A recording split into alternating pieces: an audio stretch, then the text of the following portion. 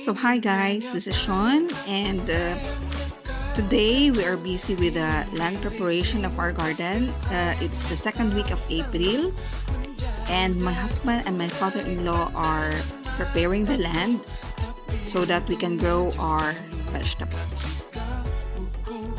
Our garden is not that big, and my husband doesn't like to work in the garden, but every year we ask him to help us preparing the garden. So yan siya guys, yung tinanim namin last month. So medyo nag-start na siya ngayon. So these rows are all lettuce, sla ang tawag namin dyan. At meron naman doon na mga parsley. So yan. Yung iba, hinarvest na namin, ginamit na ng mother-in-law ko. Ito naman ay cabbage. So we have here red cabbage. Doon sa dulo ay yung celery. Yung kinchay sa atin. Yan. So we have here red cabbage. Meron naman kami ditong another sort of cabbage. So I'm not sure if what is that. Is that not sure guys.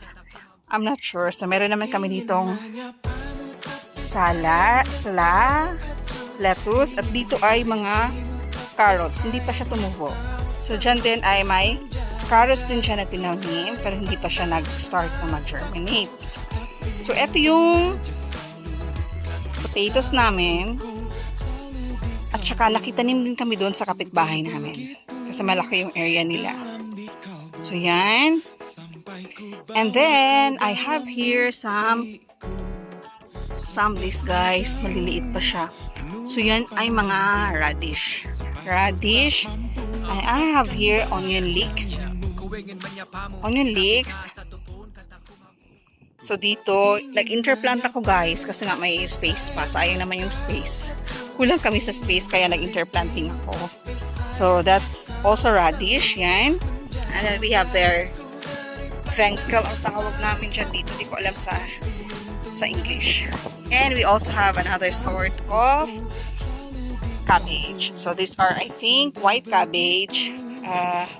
Repolyo sa atin. And then, yung sa dulo ay ito ay mga spinach. Yun. So, dyan din ay spinach pero hindi pa siya nag-start na mag-germinate. And then, dun ay another sort of cabbage. So, these are also kale. Still small, so I hope it will grow. And then another red cabbage. And then here, we also planted spinach, pero hindi pa siya sumibol. And these are not yet ready, so this will be planted for beans. Siyempre, malamig pa dito, so hindi pa kami pwede magtanim ng beans. So we'll wait until middle of May, so which is next week. Yan. And then we also have here tomatoes sa labas. So nilagyan namin siya ng plastic kasi nga mahangin dito masyado. So it's not good for tomato. So we are making a windbreak para hindi siya ganun ka mahangin. So yan ang tomato namin. We have different two sorts, kinds. And then these are given by Sanaida. I don't eat tomatoes guys, so except for spaghetti or soup. Pero sabi ni Sanaida, masarap daw tong tomato na to. Yan. And then we also have here apples. So we have 2 plants of apple, and then this is also kohlrabi. Yung seedling na naipakita ko kanina guys. So yan siya, yung itsura niya. Pag lumaki na siya. So yan, masarap yan. And then these are all my radish. Kata-transplant ko lang kanina. And then these are our apples. So kita nyo guys, nag-start na siyang bumukol. Yun. Yun, so natanggal na yung mga flowers. Nag-start nang pumalit yung mga, nag-grow na yung mga, yan. Yan siya. Nag-start na mag-grow yung mga fruits. Yan. So, yan muna yung update ko for today. And later on, I will give you updates. So, thank you guys. So, this is our garden 2 months after land preparation. So, you can see the vegetables are already growing. So, this is the spinach. And we have our kale. And some of the spinach are also germinating and growing. So these are our cabbages, and these are the onion leeks, and the green one are all potatoes. So we have here also radish, and our onion leeks, and the potatoes are normally early sort of potatoes. So we have here our lettuce and our red cabbage. Our carrots did not grow so well, so maybe we are going to replant again. But the lettuce are all growing good. It's because of the sun. It's a little bit sunny the past few weeks, but then it's very windy, so it's still cold.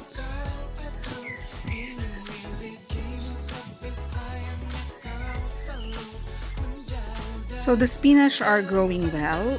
We already harvested last week, although not so much, but then we are happy with the quality of the spinach. We also planted the beans. We have their yellow and the green beans. And we also have our other kinds of lettuce. And the tomatoes are all growing good. And they are started to bear some flowers. So these are the spinach. They taste very good. And the radish are also bolting now. It started to have some flowers.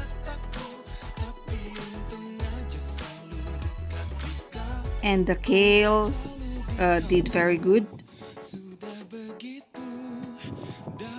as well as the spinach.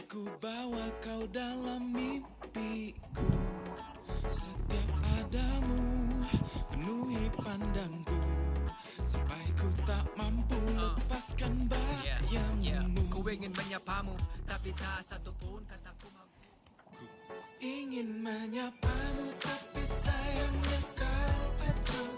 Ingin milikimu, tapi sayangnya kau selalu menjauh dariku, dari pandangan mataku. Tapi untung aja selalu dekat kalbuku, selalu di kalbu.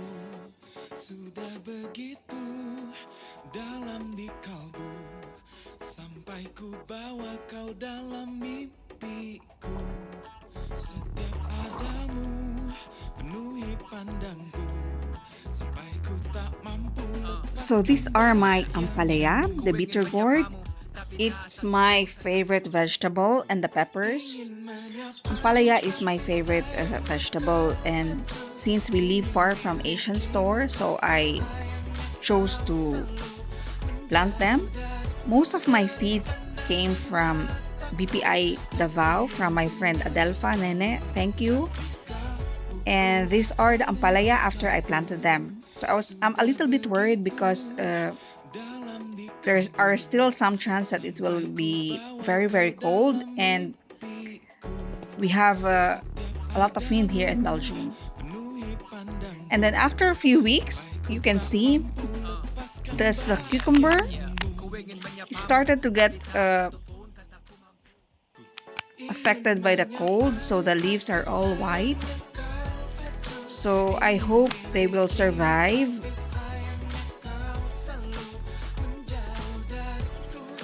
And I also have one plant of bataw.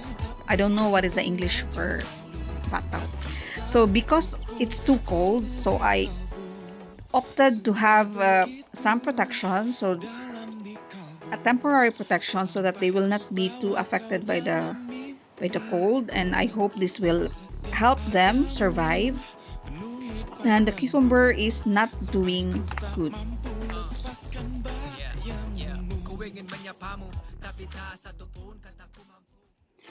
So this is my kangkong. I planted them in the container because we don't have much space. So I saw them in the middle of April. And these are also my radish. And then the ampalaya are there. They're not so doing good. And yesterday I planted okra. So I hope they will grow. So it's my first time to plant ampalaya. And this is our chicken. One chicken died because it was attacked by one animal. So thank you guys, and hope to see you next time.